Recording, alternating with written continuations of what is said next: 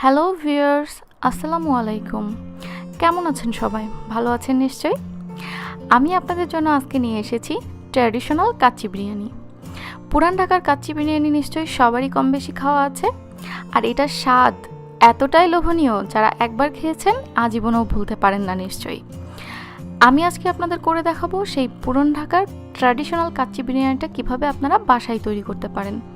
এই কাচ্চি বিরিয়ানিটা তৈরি করতে হাতের কাছে যেসব মশলাগুলো আছে আমি সেগুলাই ব্যবহার করেছি। কিছু টিপস অ্যান্ড ট্রিক্স সহ আপনাদের জন্য থাকছে পুরো রেসিপিটি। চলুন তাহলে দেখে নিই। কাচ্চি বিরিয়ানিটা তৈরি করার জন্য আমি এখানে মাটন নিয়েছি 1 কেজি পরিমাণ। আপনারা চাইলে বিফ বা চিকেনও নিতে পারেন। মাটনগুলো দেখতে পাচ্ছেন আমি এখানে রেগুলার কাট নিয়েছি। আমি আসলে বড় পিস পাইনি বাজারে, এজন্য আমি যেটা পেয়েছি সেটাই ইউজ করছি। আপনারা চাইলে একটু বড় করে পিস পেলে সেটা হলে আরও ভালো হয়। এবার আমি এই মাংসে দিয়ে দিচ্ছি জাস্ট 1 টেবিল চামচ লবণ। পরিমাপটা খেয়াল রাখবেন, এখানে 1 টেবিল চামচ লবণটাই দরকার, কম বা বেশি না। 1 কেজির জন্য 1 টেবিল চামচ লবণ একদম পারফেক্ট। লবণটা দিয়ে আমি মাংসটাকে ভালোভাবে মাখিয়ে নিচ্ছি। লবণটা দিয়ে আসলে আমি মাংসটা 1 ঘন্টার জন্য মেরিনেট করে রাখবো, তাতে মাংসটার ভেতরে লবণটা খুব ভালোভাবে ঢুকে যাবে। 1 ঘন্টার জন্য আমি এটাকে রেখে দিচ্ছি ম্যারিনেশনে। ঠিক 1 ঘন্টা পরে আমি এটাকে হালকা করে পানিগুলো চিপে ঝরিয়ে রেখেছি। আমি কিন্তু এটাকে পানি দিয়ে ধুইনি, জাস্ট পানিটা যেটা আগলা পানি বেরোছিল সেটা আমি চিপে রেখেছি। এখানে হাফ কাপ পেঁয়াজ বেরেস্তা নিয়ে হাত দিয়ে একটু গুঁড়ো করে নিচ্ছি। আগে থেকে মুচমুচে এই পেঁয়াজ বেরেস্তা কিভাবে করে নিতে পারবেন আর দীর্ঘদিন এটাকে সংরক্ষণ করতে পারবেন তার একটা রেসিপি আমার চ্যানেলে আছে, সেটার লিঙ্ক ডেসক্রিপশন বক্সে দেওয়া থাকবে, আপনারা চাইলে দেখে নিতে পারেন। পেঁয়াজটা খুব ভালোভাবে একটু মুড়ে নিচ্ছি। তারপরে আমি এটাতে কিছু মশলা অ্যাড করব। এই মশলা দিয়েই আমি মাংসটা পরে মেরিনেট করব। এখানে আমি 1 কাপ মতো টক দই নিয়ে নিয়েছি। সেই টক দইটা আমি একটু পানি ছেঁকে রেখেছিলাম। টক দইটা আমি পেঁয়াজ বেরেস্তার মধ্যে দিয়ে দিলাম। এবার আমি দিচ্ছি এখানে হাফ চা চামচ টালা জিরার গুঁড়া এবং হাফ চা চামচ গরম মশলার গুঁড়া একসাথে করে নিয়েছি সেটা। আমি দিয়ে দিচ্ছি 1 চা চামচ মতো মরিচের গুঁড়া। সাথে অ্যাড করছি 1/4 চা চামচ গোলমরিচের গুঁড়া। এবার দিচ্ছি 1 টেবিল চামচ রসুন পেস্ট, সাথে দিয়ে দিচ্ছি 2 টেবিল চামচ আদা পেস্ট।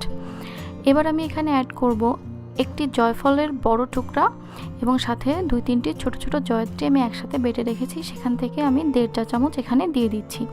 আপনারা চাইলে সেম রেশিওতে গুঁড়াটাও ব্যবহার করতে পারেন। এবার এই সব মশলাগুলোতে আমি দিয়ে দিচ্ছি হাফ কাপ মতো পোস্তদানা বাটা। এটা অপশনাল, না চাইলে না দিলেও পারেন, তবে এটা দিলে মাংসের ক্রিমি টেক্সচারটা বজায় থাকে। এবার আমি এখানে অ্যাড করে দিলাম 1 টেবিল চামচ টমেটো সস। টমেটো সসটা দেওয়ার পরে আমি দিচ্ছি এখানে 1/4 চা চামচ শাহি জিরা। শাহি জিরাটা কিন্তু অবশ্যই দিতে হবে, এটা স্কিপ করা যাবে না।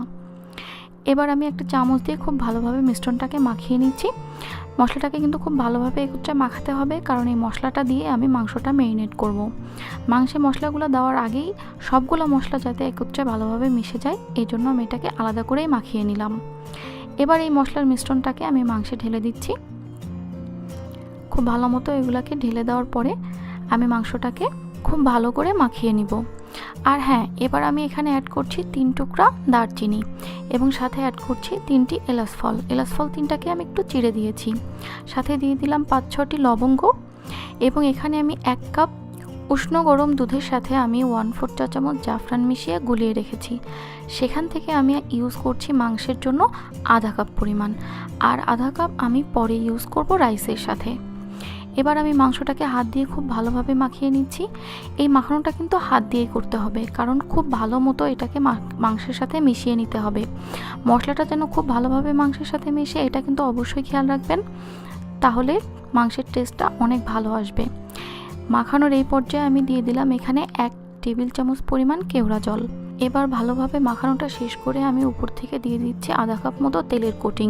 তেলটা আমি ভেতরে মাখাবো না, জাস্ট উপর থেকে কোটিং দিয়ে রাখবো যাতে মাংসটা ড্রাই না হয়।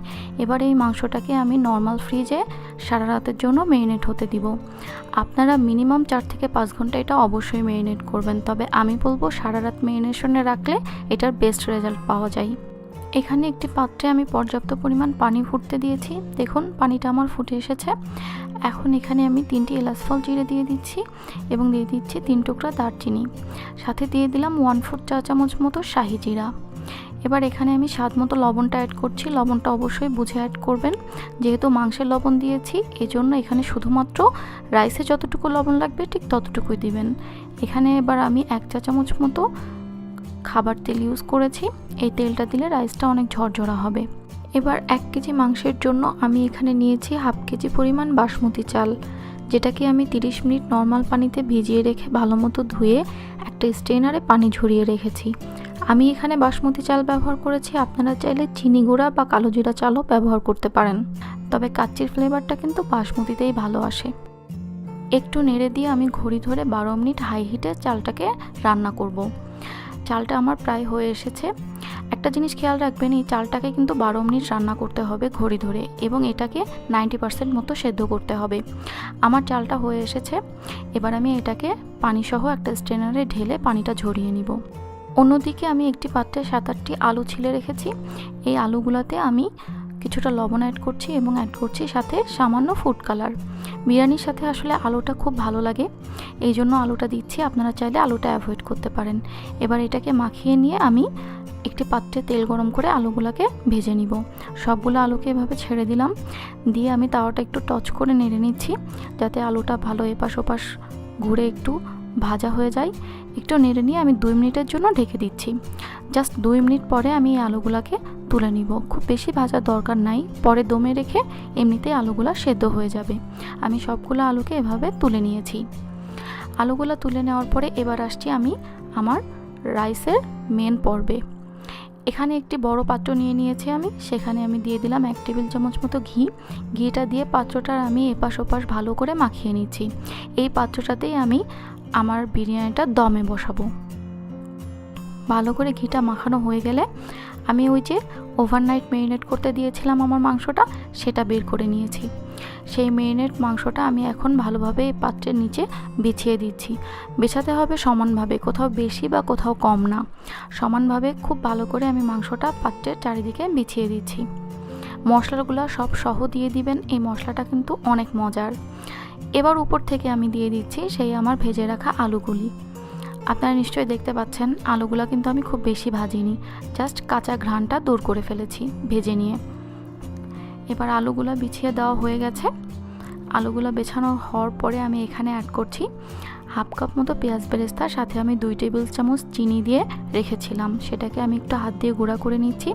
এবার এখান থেকে আমি অর্ধেকটা এই মাংসের উপরে ছিটিয়ে দিচ্ছি, আর অর্ধেকটা আমি রেখে দিচ্ছি, এটা আমি রাইসে ব্যবহার করব পরবর্তীতে।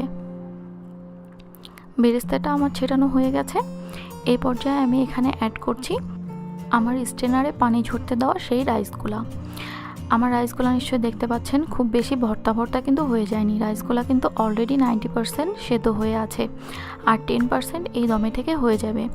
এখানে আমি একটা লেয়ার করব, এই জন্য আমি এখানে প্রথমে অর্ধেকটা রাইস খুব সুন্দর করে বিছিয়ে দিচ্ছি, আর অর্ধেকটা আমি এখানে পরে দিব। অর্ধেকটা আমার দেওয়া হয়ে গেছে। এবার আমি এখানে দিচ্ছি 4টি মতো আলু বোখারা, সাথে দিচ্ছি 4-5টি কাঁচামরিচ এবং দিচ্ছি 15-16টি কিশমিশ আর 10-12টি কাজু বাদাম। এবার আমি আলু বোখারাগুলো প্রথমে বসিয়ে নিচ্ছি, একে একে কাঁচামরিচগুলো আমি বসিয়ে নিচ্ছি, সেই সাথে কিশমিশগুলো, এবং ছিটিয়ে দিচ্ছি উপর থেকে সেই কাজু বাদামগুলোও।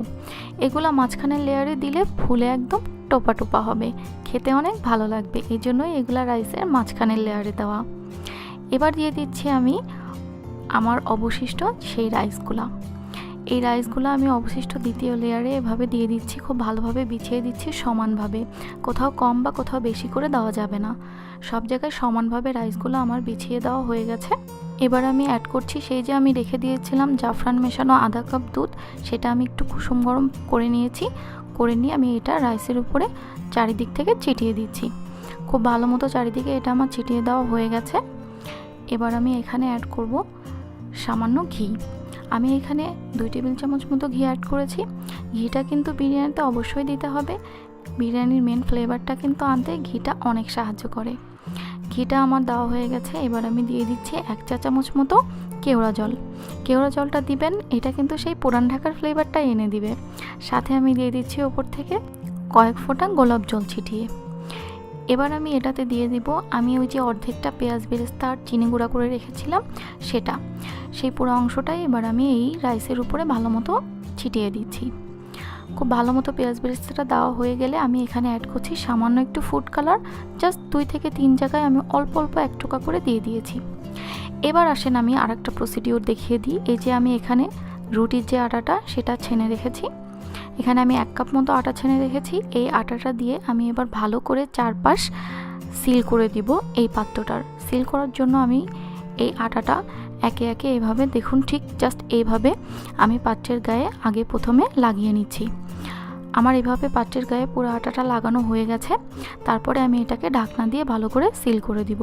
আপনারা অবশ্যই এই স্টেপটা স্কিপ করবেন না। এই স্টেপটা স্কিপ করলে দম বিরিয়ানি আসলে কোনোভাবেই হবে না। অনেকেই আসলে কষ্ট বা ঝামেলা মনে করে এই স্টেপটা স্কিপ করতে চান, কিন্তু আমি বলছি এই স্টেপটা আপনারা স্কিপ না করে দেখুন, আপনারা দম বিরিয়ানির পারফেক্টভাবে পাবেন। আমার এটা সিল করা হয়ে গেছে। আমি এই ফোঁটাটা সিল করি নাই, কারণ আমার কাছে এটা রিস্কি মনে হয়, এটা সিল না করলেও হবে। আমি এরকম একটা লোহার তাওয়া ব্যবহার করেছি। আপনাদের কাছে যদি এটা না থাকে তাহলে আপনারা যে কোনো নন স্টিকি বা অন্য রুটি বানানো লোহার তাওয়াও নিতে পারেন, একই কাজ করবে সেটাতে। এবার আমি এই তাওয়াটাতে পাত্রটা বসিয়ে দিলাম। চুলার হিটটা প্রথম 10 মিনিট একদম ফুল হিটে থাকবে এবং ঘড়ি ধরে পরবর্তী 1 ঘন্টা একদম লো হিটে থাকবে। পরবর্তী 1 ঘন্টা পরে দেখুন আমার বিরিয়ানিটা এখন হয়ে এসেছে। আমি চুলার হিটটা বন্ধ করে দিয়েছি। এই আটাগুলোও দেখুন চারপাশ থেকে শক্ত হয়ে এসেছে। এবার আমি এটাকে নামিয়ে নিচ্ছি চুলা থেকে। চুলা থেকে নামিয়ে নেওয়ার পরে আমি একটা কাঁটা চামচের সাহায্যে এভাবে আটাগুলোকে ছাড়িয়ে নিচ্ছি। আপনারা চাইলে ছুরিও ইউজ করতে পারেন। সবগুলো আটা ছাড়িয়ে নেওয়ার পরে আমি খুব সাবধানে ঢাকনাটা খুলব। আটাগুলো আমার ছাড়িয়ে নেওয়া হয়ে যাচ্ছে, দেখছেন। এবার আমি ঢাকনাটা তুলে ফেললাম। এবার চারপাশে লেগে থাকা আটাগুলো আমি হাত দিয়ে ছাড়িয়ে নিচ্ছি, যাতে এগুলো বিরিয়ানির মধ্যে পড়ে না যায়। আটাগুলো ছাড়িয়ে নেওয়ার পর এবার আমি এটাকে আপনাদের তুলে দেখাবো। একটি হাতলের সাহায্যে আমি এক পাশ থেকে একটু কেটে দেখাচ্ছি। দেখুন আমার রাইসটা কিন্তু খুব ঝরঝরা আছে এবং মাংসটার টেক্সচারও নিশ্চয়ই দেখতে পাচ্ছেন, নিচে থেকে কিন্তু এটা লেগে যায়নি। আলুগুলোও খুব সুন্দরভাবে সেদ্ধ হয়ে গেছে। আমি এটাকে ভালো মতো মেশাবো না, এরকম কিছুটা সাদা এবং কিছুটা লাল রাইসটা দেখতে ভালো লাগে। এবার একটি কাঠি দিয়ে আমি দেখিয়ে দিচ্ছি, দেখুন মাংসটার মধ্যে কি সুন্দরভাবে কাঠিটা ঢুকে গেছে। আলুটাও আমি একটু গেঁথে দেখাচ্ছি, আপনারা তাহলে বুঝতেই পারছেন এটা কিন্তু একেবারে 100% সেদ্ধ হয়ে গেছে এবং এটা দেখুন কত সুন্দর ময়শ্চারাইজারও ধরে রেখেছে। এবার একটি প্লেটে আমি এই রাইসটা তুলে পরিবেশন করছি। রাইস এবং মাংস একসাথে মিশিয়ে আমি এভাবে তুলে নিচ্ছি এক পাশ থেকে। পুরোটা কিন্তু আমি মিক্সড করে নিচ্ছি না। নিশ্চয়ই দেখতে পাচ্ছেন কিছুটা সাদা রাইস, কিছুটা লাল রাইস, সব মিলে একটা অসাধারণ কম্বিনেশন তৈরি হয়েছে। ব্যাস, এবার আমার বিরিয়ানিটা সার্ভিংয়ের জন্য একেবারে রেডি। তাহলে নিশ্চয়ই দেখলেন কত সহজেই আমরা এই সুস্বাদু বিরিয়ানিটা তৈরি করতে পারি বাসাতেই। এটা খেতে কিন্তু একদম সেই পুরান ঢাকার কাচ্চির ফ্লেভার থেকে কোনো অংশেই কম যাবে না। আপনারা এটা বাসায় তৈরি করে দেখুন, নিশ্চয়ই ভালো লাগবে। আপনাদের কোনো মতামত থাকলে আমাকে কমেন্ট বক্সে জানান, আর ভিডিওটি ভালো লাগলে একটি লাইক করুন এবং শেয়ার করুন। আর হ্যাঁ, আমার চ্যানেলটি সাবস্ক্রাইব করতে কিন্তু ভুলবেন না। ভালো থাকবেন সবাই, আমার জন্য দোয়া করবেন। আল্লাহ হাফেজ।